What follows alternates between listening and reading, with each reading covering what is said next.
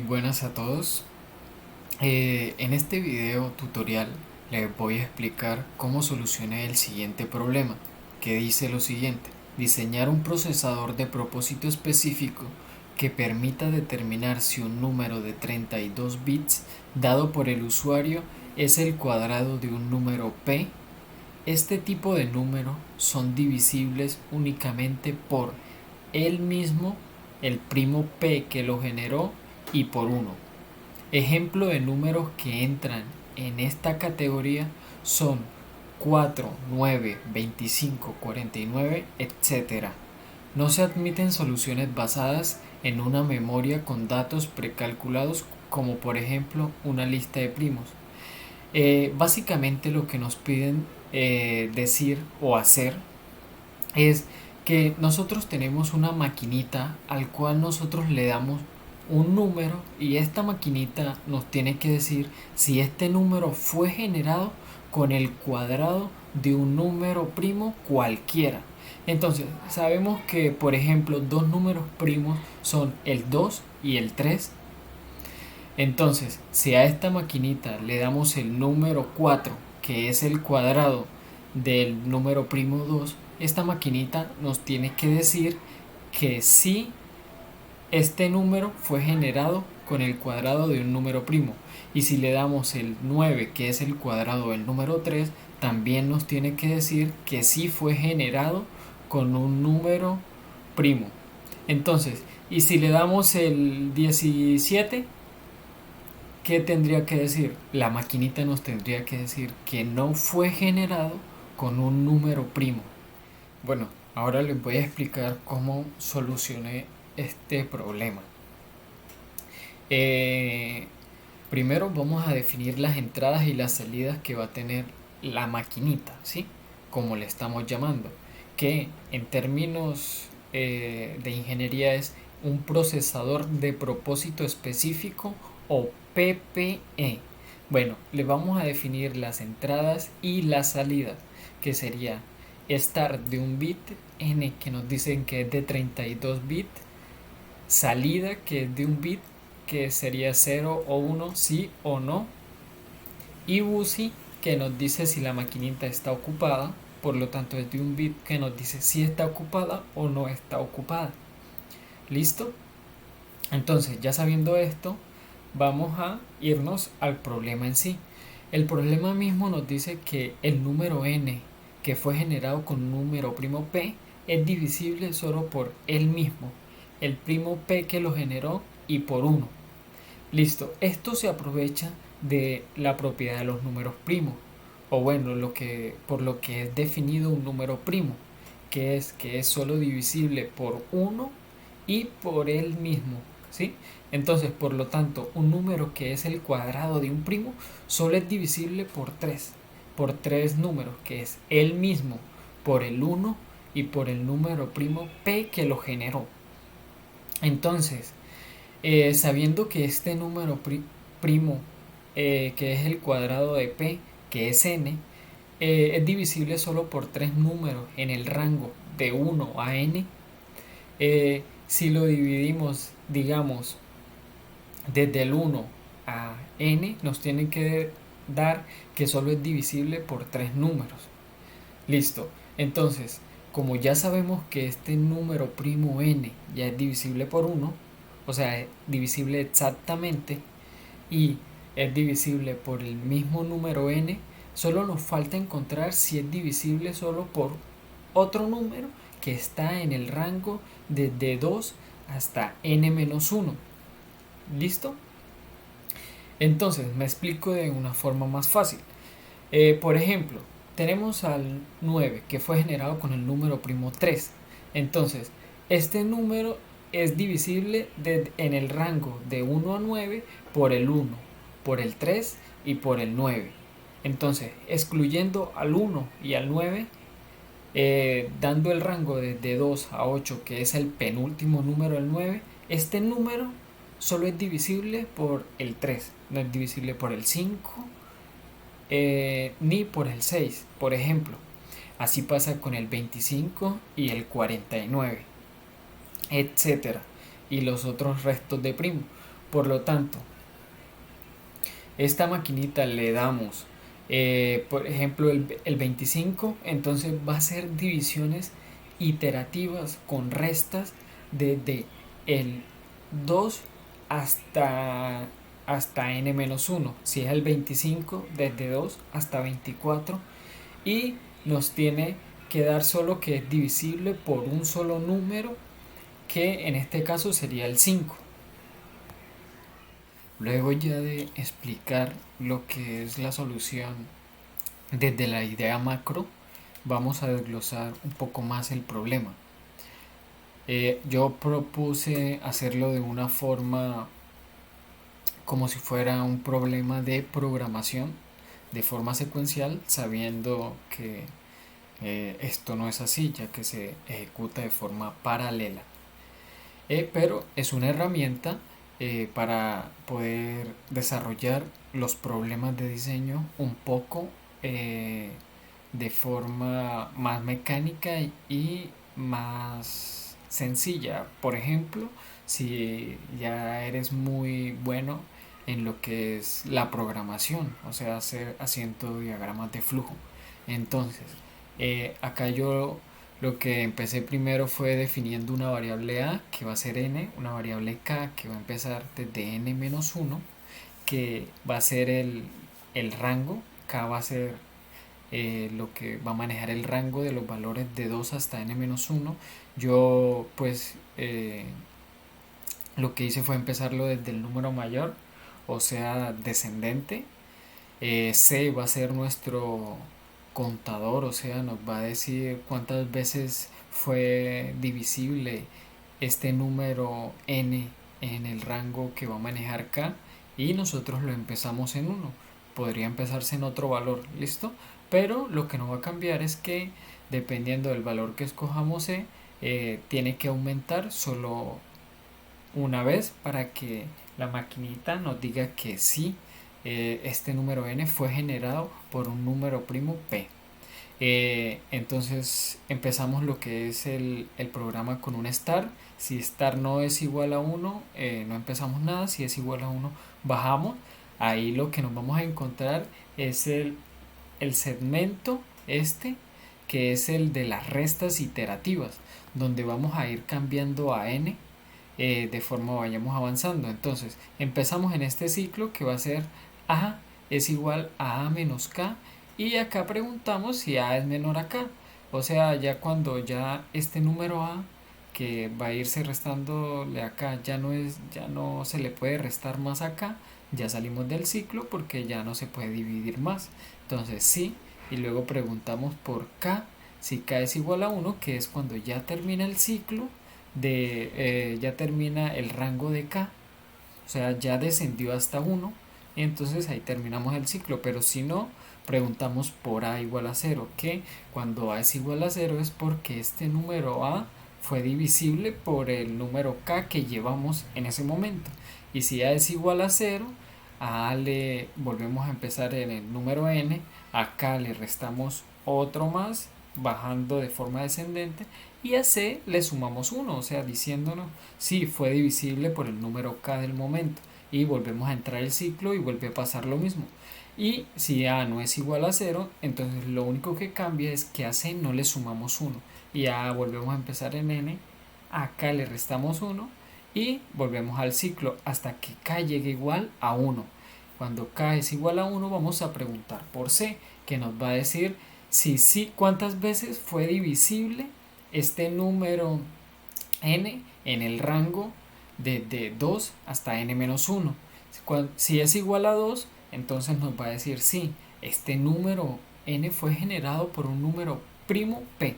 Y si c no es igual a 2, es diferente de 2, entonces la salida va a ser 0, que nos va a decir que no fue generado por un número primo p. Yo les traigo aquí un ejemplo, como si n fuera n igual a 4. Entonces a lo empezamos en 4, k va a ser 4 menos 1, 3, y c empezamos en 1, estar igual a 1, entonces empezamos lo que es el ciclo. A va a ser 4 menos 3 igual a 1.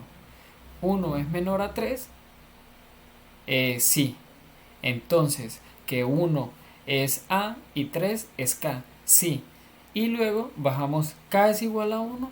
No, K no es igual a 1, K es igual a 3. Entonces, A es igual a 0. No, A no es igual a 0. A es igual a 1.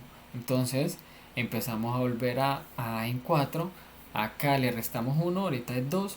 Y lo dividimos. Entonces, 4 menos 2 es 2. ¿2 es menor a 2? No. Y luego otra vez al ciclo. 2 menos 2, 0. ¿0 es menor a 2? Sí. Y preguntamos por K. ¿Es igual a 1? No, K es 2. Entonces, A es igual a 0. No. A, bueno, sí, sí, A es igual a 0. Entonces, ahora ahí a C le sumamos 1. Entonces, C es igual a 2. K ya baja otro que es 1, que ya ahí vamos a terminar lo que es el ciclo.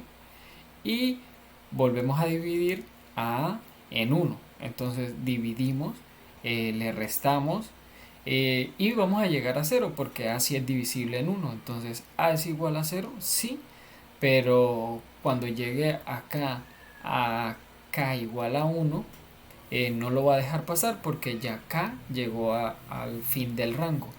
Y ahora lo que va a pasar es que a C vamos a preguntar si es igual a 2. Como vemos, C sí es igual a 2 porque solo se le sumó una vez. Entonces la salida es igual a 1. Entonces la maquinita nos dice que este número n igual a 4 sí fue generado con un número primo P. Luego ya de explicar el ejemplo, ahorita vamos a hacer el diagrama ASM, que es ya de forma paralela. O sea, vamos a tener aquí en cuenta algunas reglas, como que no podemos realimentar en un estado eh, los bloques. Tampoco podemos hacer dos preguntas en el mismo estado, o bueno, dos preguntas en el mismo estado. Y también tener en cuenta que tenemos que estar eh, adelantados o más o menos así, lo que es por lo de los ciclos de reloj, porque esto se ejecuta de forma paralela, como por ejemplo acá. Nosotros eh, acá teníamos que A era menor, acá A era menor a qué, a K, pero cómo se está ejecutando en el mismo estado, no tenemos que adelantar un ciclo de reloj para que la operación se ejecute de forma como nosotros la pensamos en el diagrama de flujo. O sea, A tiene que ser menor a 2K. También, por ejemplo, tenemos que aquí asignarle a otro registro, eh, guardará para poderlo comparar eh, en el otro momento que es acá, que comparamos esa E, porque ya acá a la volvemos a empezar en N. Y entonces esto es lo que cambia en el diagrama ASM. Y pues ya no van a ser iguales, sino que van a ser las flechitas, como se ven ahí, las flechitas. eh, y también que tenemos que definir los estados. Estos van a estar conformados por, eh, por los registros y la pregunta que pues los sucede, que es la pregunta que nos indica si cambiamos al estado siguiente o si nos quedamos en el mismo, ¿sí?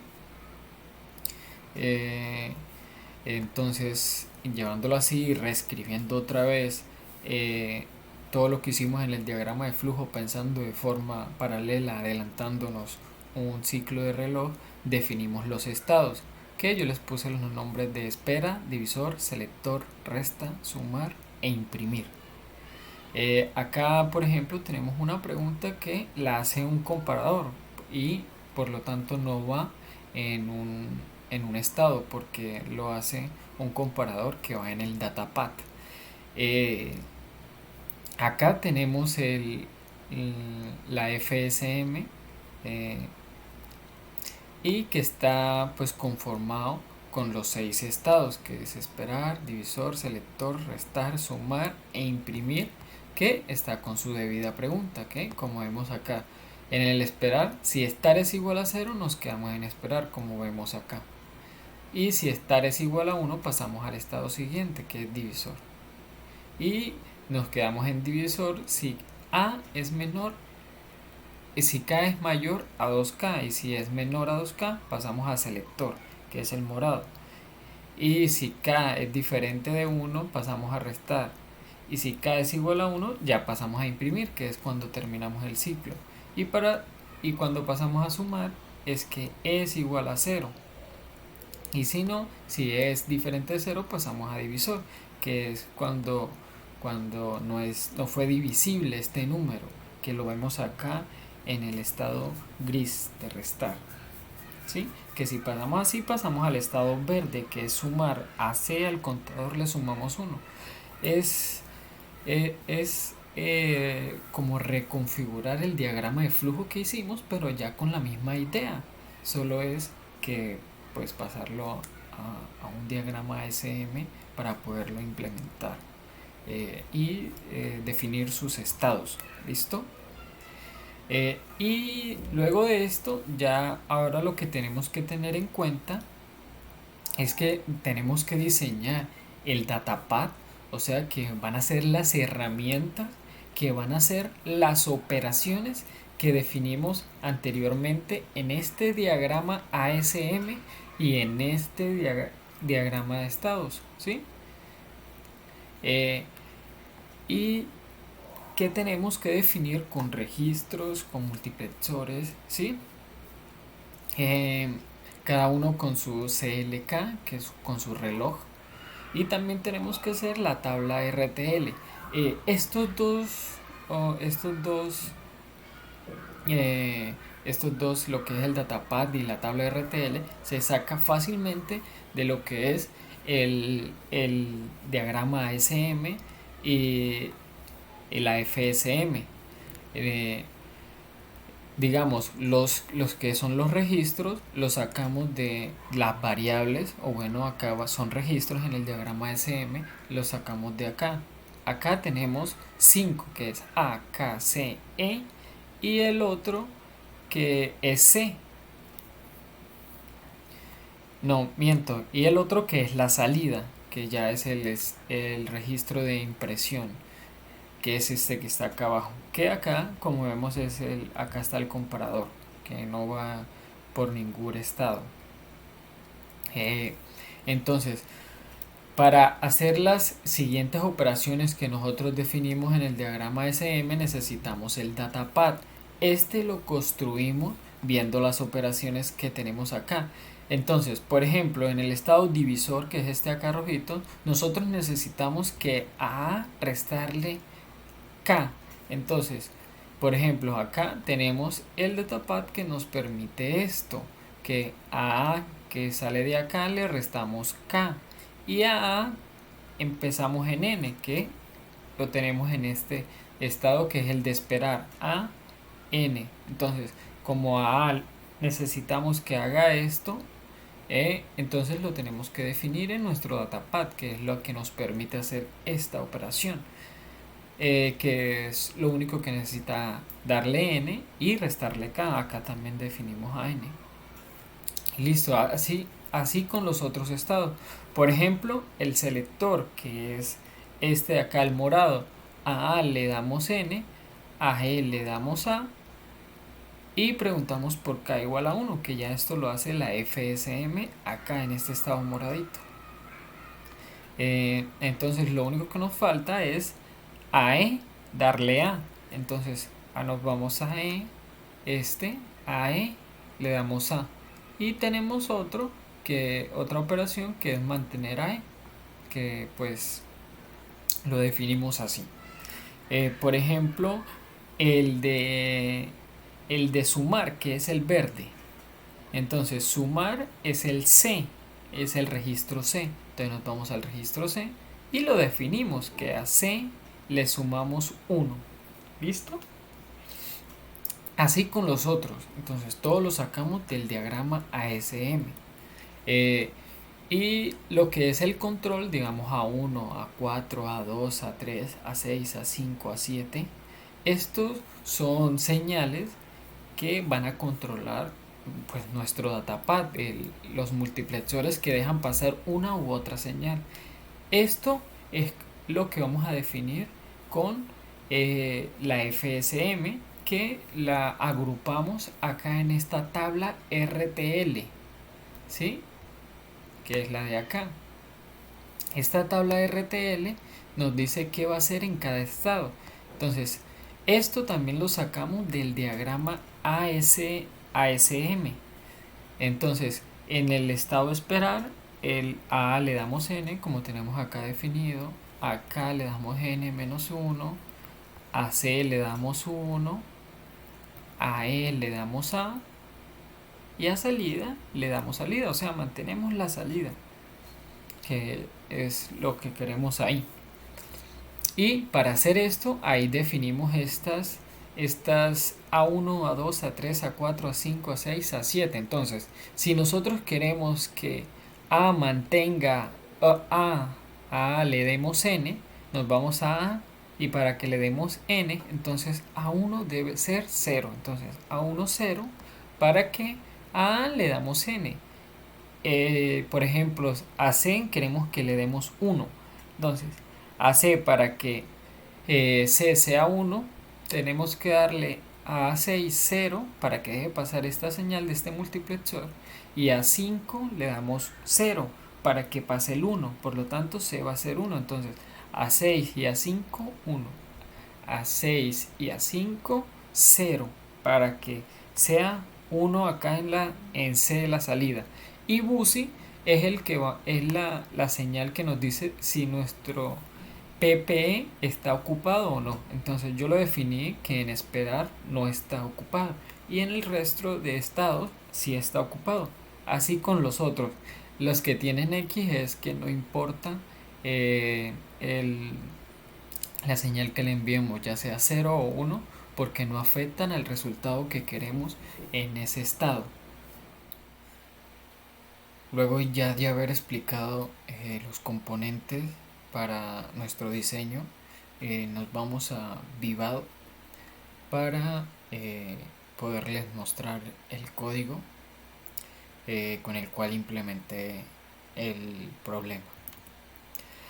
Este está conformado por el datapad y la FSM y el main, que es lo que lo controla, ¿sí? Que es como el top, ¿sí? El que ya eh, agrupa el datapad y la FSM, que los hice por aparte. Es como una práctica que llevo casi siempre a cabo, lo de separar los diseños.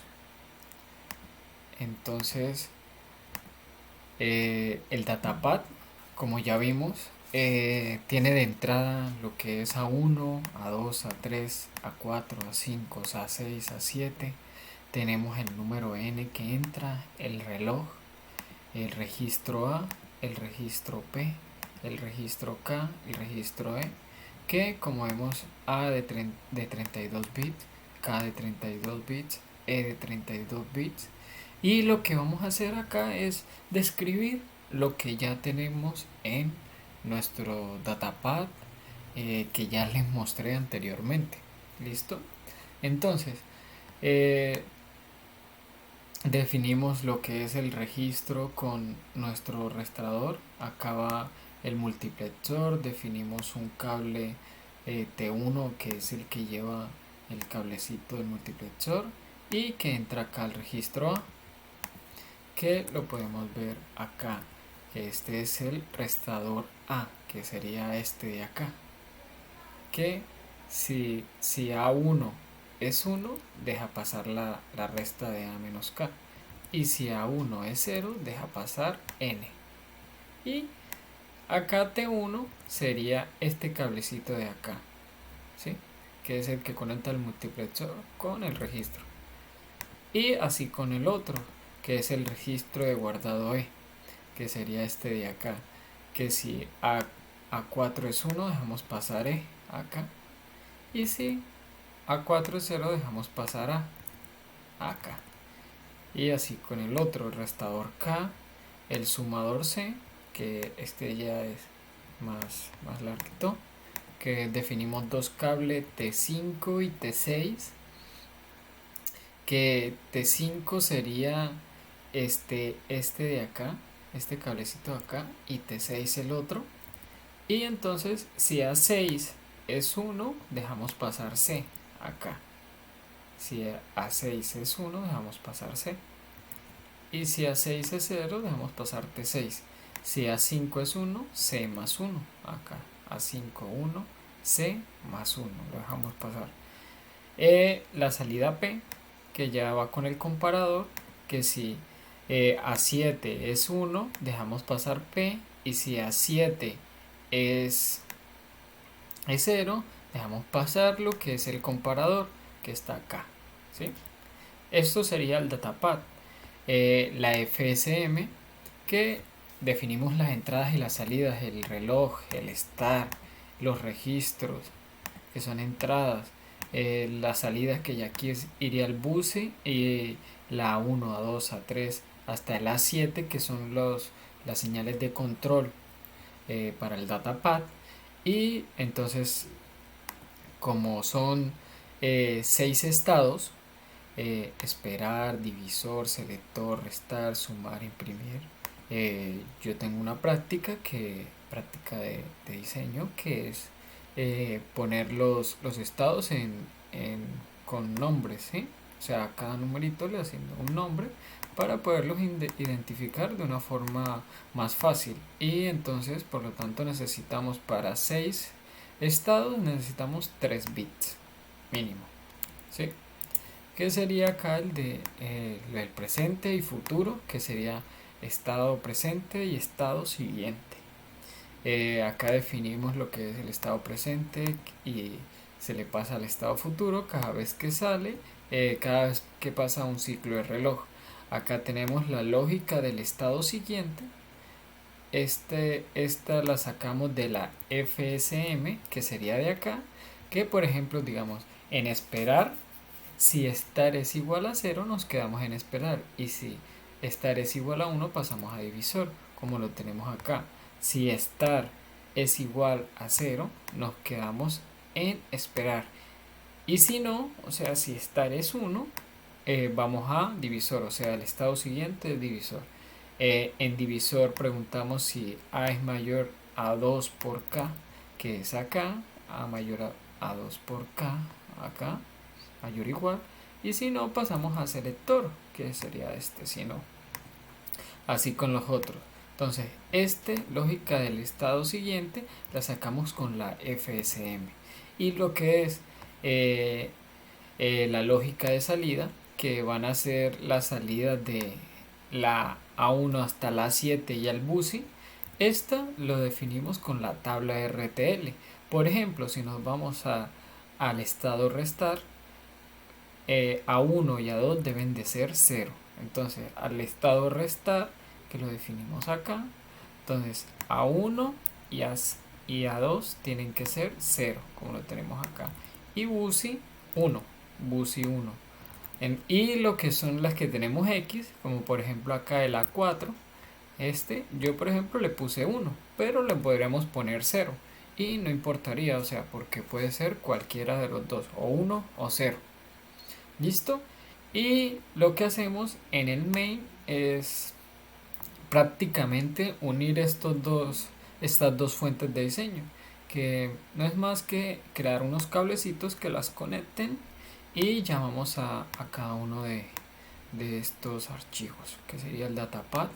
Le ponemos un nombre, yo le puse U1 y a la FSM U2, y los conectamos por medio de estos cablecitos que quedamos acá. Y esto lo hago para que quede de forma más visible como el programita, no, la maquinita que nosotros estábamos haciendo, que tiene la entrada del reloj, que eso lo traen todo. La entrada N, el start, el BUSI y la salida. ¿Listo? Listo, luego de haberles explicado el main, el datapad y la FSM, nos vamos a hacer una pequeña simulación, que acá la tenemos. Acá lo particular es que a las entradas les ponemos red y a la salida le ponemos wire. Llamamos al main, al módulo del main, iniciamos el CLK, le damos un valor inicial e iniciamos acá con un ciclo de 0.5 nanosegundos, y a n le vamos a dar el cuadrado del número primo 659, que nos da 434.281. Le damos estar igual a 1 durante 7 nanosegundos y estar igual a 0 hasta que acabe. Le damos a simular y como la simulación dura un poquito, entonces para hacerlo más rápido acá les muestro la simulación. Entonces lo que vemos es que en la salida nos muestra X hasta el tiempo más o menos de 6.4 milisegundos, que es el tiempo que se tarda en calcular si es la salida 0 o 1, ya que el número es grande y tiene que hacer varios cálculos. Ya luego nos dice que la salida es 1 porque este número es el cuadrado de un número primo. Listo, ya luego de haberles explicado todo, espero les guste y espero sugerencias. Cualquier cosa me pueden contactar en mis redes sociales aquí abajo. Todos estos archivos los encuentran en mi GitHub, donde los pueden utilizar libremente. Hasta luego.